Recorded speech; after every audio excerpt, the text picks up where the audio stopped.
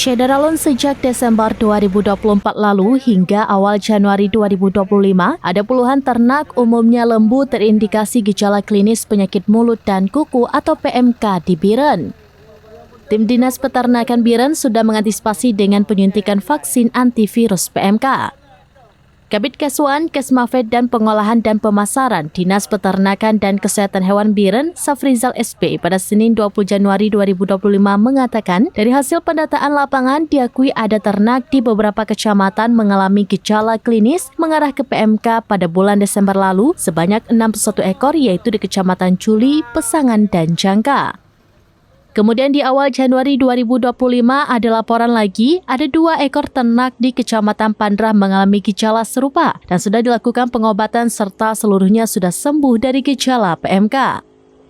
Antisipasi PMK, petugas kesehatan hewan Disnak Biren melakukan disinfeksi atau penyemprotan larutan pencegahan penyakit PMK di 2 pasar hewan yaitu Pasar Hewan Gandapura dan Pasar Hewan Gelumpang Payung, Cempa Biren.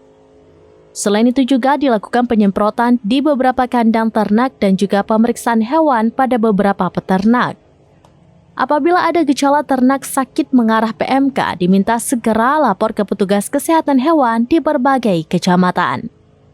Dari Biren, Yusmandin Idris, Serampinus.com.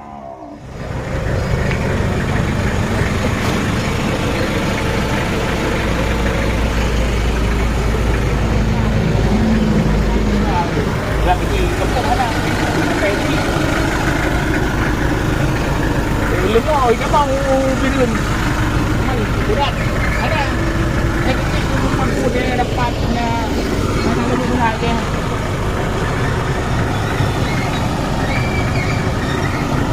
Dah, apa deh?